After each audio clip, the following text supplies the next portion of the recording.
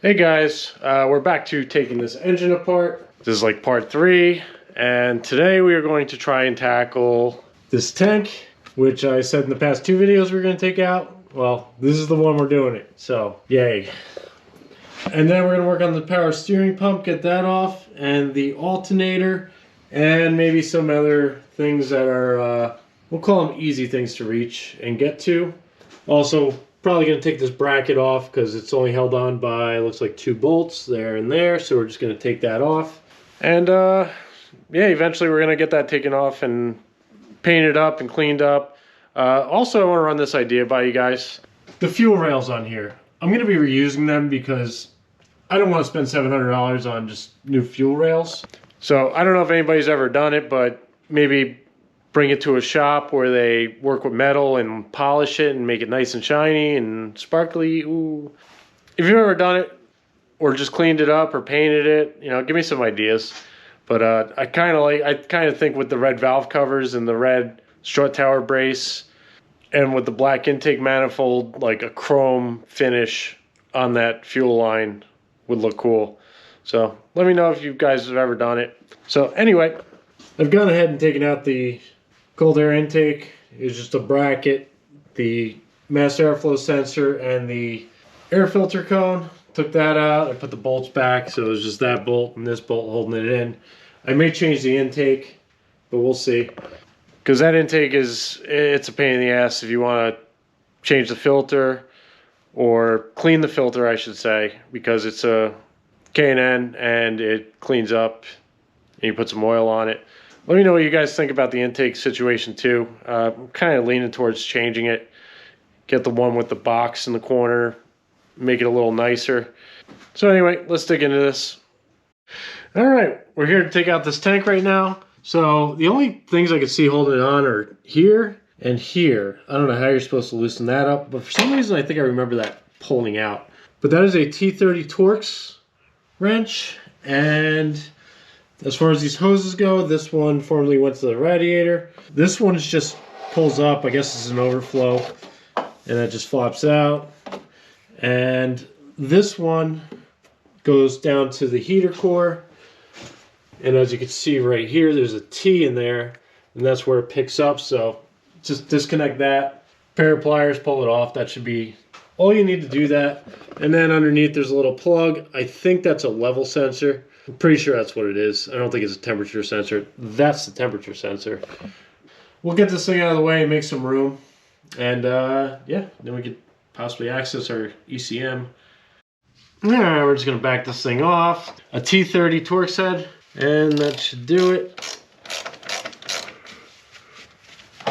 Okay, so that's off. And then this little hose down here, we're just going to use some needle nose pliers. Hopefully that's enough. And just wiggle that down. Perfect. Cool. I would be careful with this tank because if you're reusing it, I'm getting a new one. These things are known to get brittle. There it goes. There's probably some residual water in there. Oh, that's cool. It's like, it's got some metal in there to reinforce it, so that's good. So you get a screwdriver in there, you can pick this thing up now. Just give it a little pull if you get some leverage on it. There it is, that's off. Now I'm not sure if you're changing yours. I don't know if it comes with one. I'm gonna find out when I redo it, but that kind of looks like it just pulls out. Like it's just got a little rubber O-ring in there. So we can use that to our advantage if we need. I'm gonna see if I can just wiggle and pull it out without destroying it. Ah, sweet. Okay, so there's no torque wrench there. It's just a little rubber grommet that just pops in. So that's good. Oh, geez, I'm leaking water. All right, guys. Next, we're gonna be pulling out the power steering pump. So what I did was I followed. There's a line back here, as you can see, right where my finger's pointing. That goes down, and I believe it's the outside one. I already disconnected the hose, and I'm just draining it out into a pan. So hopefully, oh yeah, that tank's going down. So hopefully it'll bleed out. I guess if you want, you could give it a couple turns just to bleed it out a little faster, or just wait for gravity to do its thing. And we'll wait for that to drain. And it just looks like 2 bolts, one there, and let's see, yeah, you can see it in there, I think. There it is, right there. So those just bolt into the cylinder head. I guess it's good space. There's no bracket, there's no other funky shit involved. You just be pulling those 2 bolts off and disconnecting that line in the back, and that thing should be free. I'm gonna leave that can on. I got a new one, but I'm gonna wait for this whole thing to drain out. And I'm gonna keep it together just so it stays less messy. We'll let this drain and then we'll pick up on that. Okay guys, we're gonna start working on getting this power steering pump off. I actually ended up disconnecting both lines and popping the cap a little bit just to let pressure out. It all drained out, and I took this hose out that was chilling here. It was an oddball size socket. This is a 9/32 socket, got that hose clamp off, which is kind of weird. So back here, this line, that is a 16mm wrench. I didn't have a line wrench for that side. I was kind of scared about using a regular one, but the regular one broke it free. There's like some Loctite on it too, some blue Loctite. You might want to remember that when you put it back together. And then the 2 bolts holding it to the cylinder head, 15mm. So let's get cranking, get this thing off. And also put a rag underneath because you don't want to douche the alternator because that is coming off next. So might as well keep it clean as best as possible, or not getting anything in the plug if you unplugged it. I did not. Okay, so backed it off. I don't know if you can see in there, but there's like a tube that goes in, so the threads are disconnected. So now we'll get these 2 bolts off. I'm gonna start on the bottom one first. That is not on tight at all. 1 bolt. 1 bolt's free. And then just spin the wheel. Get up here. Now this thing may want to fall, so I would keep a hand on it so that this line down here, down there, doesn't get damaged. We're free. Got the second one.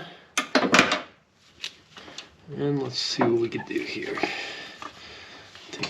Let that sit there. We're going to disconnect this line up top because that goes down. Don't really need that.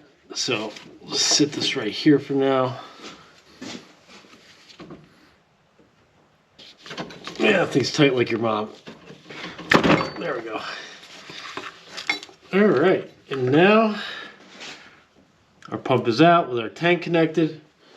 So we'll set this aside. All right guys, now we're on to the alternator.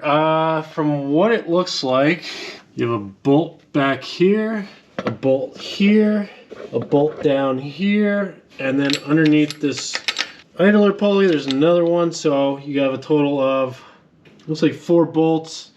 Now it looks like if you just take this bottom one, this one, and the back one, you should be able to spin this out of the way or spin it down. I'm probably going to remove this bracket, get that out of the way first, and then loosen this back one so that I get the alternator to spin this way, because there's a plug underneath and it's like right there and it's kind of hard to get to. So I figure if I tip it over a little bit, maybe it'll have easier access. And take this tensioner pulley or idler pulley off and see what we can do. Alright, so my battery died. Anywho, I'm going to try and pry this bracket off so we get some more room. Alright, so just to prevent this thing from bending too much, I'm going to put a bolt back in. And we're just going to take this back bolt off the rest of the way. So it turns out there's another little plug down there. It's like a little cap. I assume there's a nut holding it on, because that goes to the starter and connects to the battery and all that fun shit. I get a little speed wrench in here. See if this does us any good. Okay, so those are very tiny little bolt. So keep these together. Remember where they go. Let me try and grab this, back this out, and let's see what we can do. Yeah, changing this thing would suck. Okay, so there's our wiring harness. So just flip it over. Under here, yeah, we just have a nut. Looks like a 9/16, maybe 13mm. Solve the mystery of this thing. So you're gonna push down right here, and that'll release a tab, and then this will pull out. Nice and easy, just push down on that, and pull.